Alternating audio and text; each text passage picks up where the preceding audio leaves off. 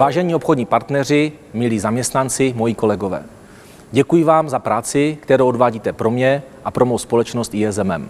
Stali jste se součástí mého příběhu. Příběhu kluka z malé vesnice, který vybudoval z nuly velkou strojírenskou společnost bez korupce, bez podvodu, bez privatizace.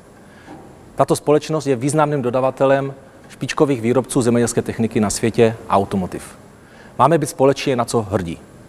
Děkuji vám za důvěru, kterou máte ve mě jako člověka, jako majitele a jako hlavního manažera.